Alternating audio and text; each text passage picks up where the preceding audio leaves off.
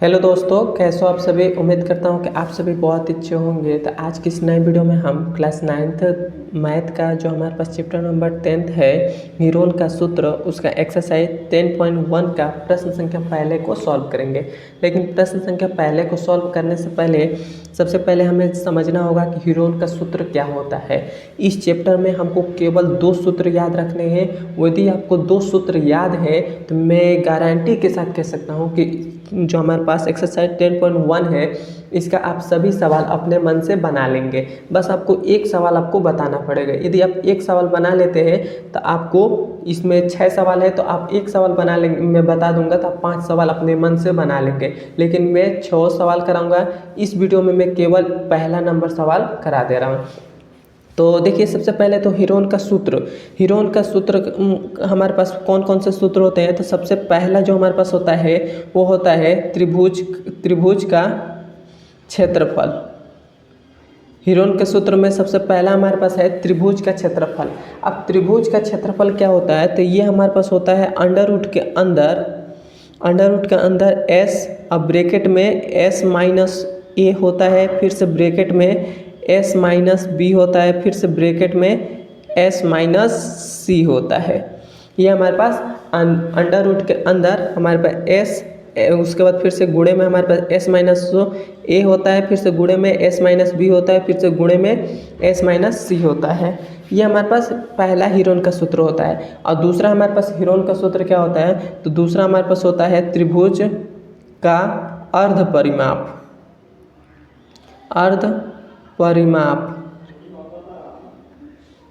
क्या होता है, अर्ध परिमाप। ये हमारे पास क्या होता है, अर्ध परिमाप को हम एस से प्रदर्शित करते हैं। मतलब अर्ध जो परिमाप है इसको हम एस से प्रदर्शित करते हैं। और एस बराबर क्या होता है, ये होता है ए प्लस बी प्लस सी और बटा में होता है 2 होता है। तो ये हमारे पास होता है। ये 2 आप सूत्र याद रखते हैं तो आपको इस एक्सरसाइज 10.1 का सभी सवाल आप बहुत ही आसान तरीके से बना लेंगे। तो सबसे पहले तो हमारे पास हम त्रिभुज का क्षेत्रफल समझते हैं। तो ये हीरोन का सूत्र किस पर लागू होता है, तो हम सबसे पहले एक विषम त्रिभुज बना लेते हैं। विषम बाहु क्या बना लेते हैं हम यहाँ पर, विषम बाहु त्रिभुज। मान लेते हैं कि ये हमारे पास ए है, ये हमारे पास बी है और ये हमारे पास सी है।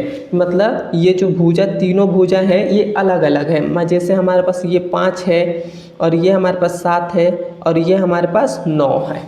क्लियर है। तो देखिए हमारे पास ये तीनों भुजाएं हैं, अलग अलग है। तो जब भी हमारे पास त्रिभुज इस प्रकार से दे दे और उसका मतलब भुजा अलग अलग हो तो उसको हम ये जो हमारे पास ये ए है ये होता है, ये जो हमारे पास भुजा बी तो बी के स्थान पर ये हो जाएगा और जो हमारे पास सी है तो उसके स्थान पर ये हो जाएगा। अब हमारे पास एस क्या होता है, एस हमारे पास ये अर्ध परिमाप होता है। मतलब इसका हमारे पास अर्ध परिमाप एस बराबर हमारे पास अर्ध परिमाप कैसे निकालते हैं, तो इन तीनों को जोड़कर और उसमें 2 से भाग दे देंगे तो हमारे पास अर्ध परिमाप निकल जाएगा। तो मैं आशा करता हूँ कि आपको ये दोनों सूत्र याद रखना है और कैसे मतलब ये सूत्र बैठा है इस पर आप समझ लिए होंगे। अब देखिए, अब हम पहले नंबर सवाल को सॉल्व कर रहे हैं। लेकिन पहला नंबर सवाल आप बहुत ही ध्यान से समझिएगा क्योंकि पहला नंबर ही सवाल आपको 5 सवाल बनाने में बहुत ही ज़्यादा मदद करेंगे। तो इस पहले नंबर सवाल को बहुत ही ध्यान से समझिएगा। तो आइए अब हम पहला नंबर सवाल को सॉल्व करते हैं। तो यहाँ पर देखिए, यहाँ पर हमारे पास पहला नंबर सवाल है। यहाँ पर लिखा है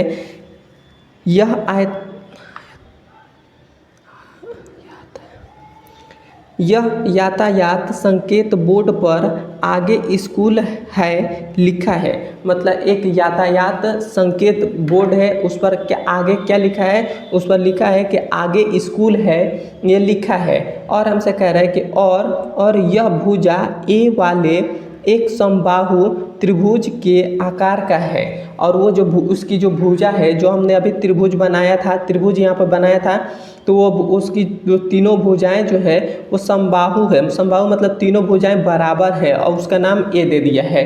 उसके बाद कह रहा है कि हीरोन के सूत्र का प्रयोग करके इस बोर्ड का क्षेत्रफल ज्ञात कीजिए। सबसे पहले तो हमें इस बोर्ड का क्षेत्रफल ज्ञात करना है। इसके आगे हमसे क्या कह रहा है, यदि संकेत बोर्ड का परिमाप मतलब इसका अर्ध परिमाप हमको कितना दे दिया है, अर्ध परिमाप हमको 80 थे। अर्ध मतलब तीनों जो हमारे पास इसका परिमाप मतलब जो हमारे पास त्रिभुज है उस तीनों भुजाओं का योग हमारे पास कितना दे दिया है 180 सेंटीमीटर दे दिया है। तो इसका क्षेत्रफल क्या होगा हमको ये पूछ रहा है। तो सबसे पहले तो हमें इसमें कह रहा है कि एक समबाहु त्रिभुज, तो यहाँ पर हम एक समबाहु त्रिभुज बना लेते हैं।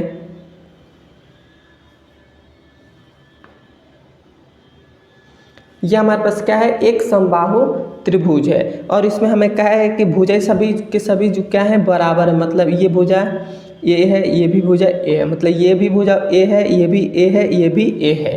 और हमारे पास क्या हमें ज्ञात करना है, हमें ज्ञात करना है हीरोन का सूत्र का प्रयोग करके हमें बोर्ड का मतलब ये जो हमारे पास समबाहु त्रिभुज जो है इस बोर्ड है इसका हमें क्षेत्रफल ज्ञात करना है। तो त्रिभुज का क्षेत्रफल का सूत्र क्या होता है, त्रिभुज का क्षेत्रफल का सूत्र क्या होता है, वो होता है अंडर रूट के अंदर एस, अब फिर से गुणे में होता है एस माइनस ए, अब फिर से गुणे में होता है एस माइनस बी, और फिर से होता है एस माइनस सी होता है। ये हमारे पास होता है। तो सबसे पहले तो हमें एस का मान ज्ञात करना होगा।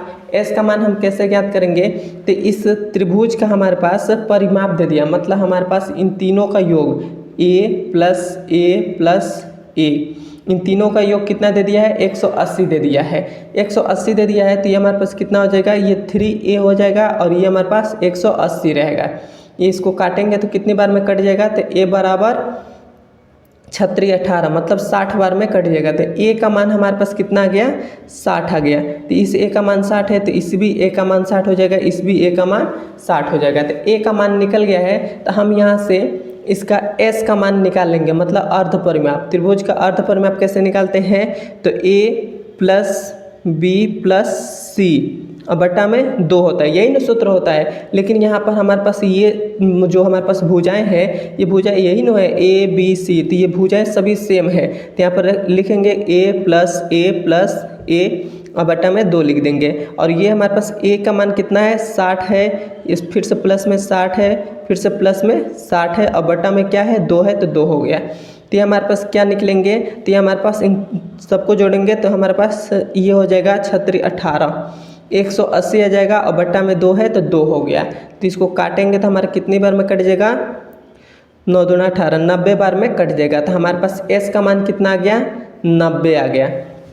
अब हमारे पास s का मान 90 आ गया है, तब हम त्रिभुज का क्षेत्रफल में रखेंगे। तो हमारे पास त्रिभुज का क्षेत्रफल यहाँ पर लिख देते हैं फिर से, त्रिभुज का क्षेत्रफल। त्रिभुज का क्षेत्रफल क्या हो है, यहाँ पर हमने अभी डाला है s का मान कितना है 90 है तो 90 हो जाएगा। फिर से गुणे में हमारे पास s माइनस ए है, तो s का मान 90 है तो 90 हो जाएगा और माइनस a का मान हमारे पास क्या है, तो a का मान हमारे पास 60 है तो ये हो जाएगा 60 हो जाएगा। फिर से ब्रैकेट में s है तो s का मान 90 हो जाएगा, फिर से माइनस b है, लेकिन यहाँ पर b के मतलब हमारे पास ये a b जो लिखा है a b c ये सभी भुजाएं हैं, मतलब ये भुजा a है ये भी a है, लेकिन सूत्र में ऐसे लिखा गया है। तो ये भी हमारे पास क्या हो जाएंगे, ये भी a हो जाएंगे। तो ये हमारे पास क्या हो जाएगा, इसका भी मान 60 हो जाएगा। तो ये हमारे पास 60 हो जाएगा। अब हम इसके आगे फिर से हमारे पास क्या है s है, तो s का मान 90 है तो 90 हो जाएगा। फिर से माइनस c का मान कितना है 60 है तो 60 हो जाएगा।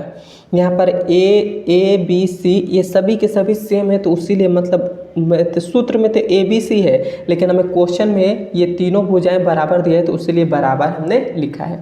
तो अब हमारे पास क्या हो जाएगा, तो ये हमारे पास हो जाएगा 90 और फिर से ब्रैकेट में हमारे पास 90 माइनस 60 हो जाएगा तो 30 हो जाएगा।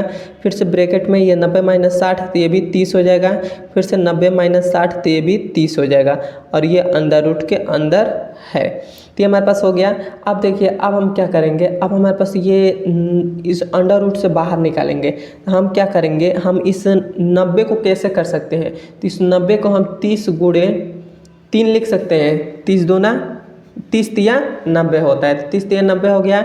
और ये हमारे पास गुणे में 30 है तो 30 एज इट इज रहेगा। फिर से गुणे में 30 है तो 30 एज इट इज रहेगा। फिर से गुणे में 30 है 30 एज इट इज रहेगा। तो ये हमारे पास क्या बन गया है, हमारे पास एक तो ये जोड़ा बन रहा है और एक ये और ये एक, मतलब 2 जोड़ा, मतलब 2 जोड़ा बन रहा है। तो हमारे पास ये 30 गुणे गुणे 30 हो जाएगा,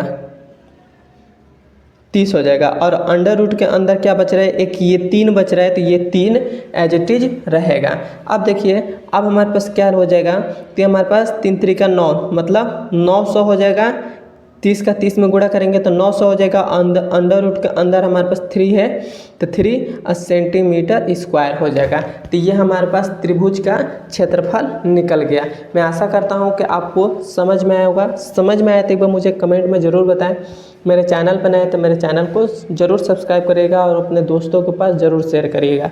बस आपको इसमें केवल ये 2 सूत्र याद रखना है, त्रिभुज का क्षेत्रफल और त्रिभुज का अर्ध परिमाप। अर्ध परिमाप को हम त्रिभुज का अर्ध परिमाप को हम एस से प्रदर्शित करते हैं, तो यहाँ पर हमने एस लिख दिया है डायरेक्ट। बस आपको यही 2 सूत्र याद रखना है। इसी 2 सूत्र पर की मदद से आप इस सवाल को बना सकते हैं। चाहेंगे तो ये और उसके 5 सवाल बच रहे हैं, 5 सवाल आप अपने मन से भी कर सकते हैं।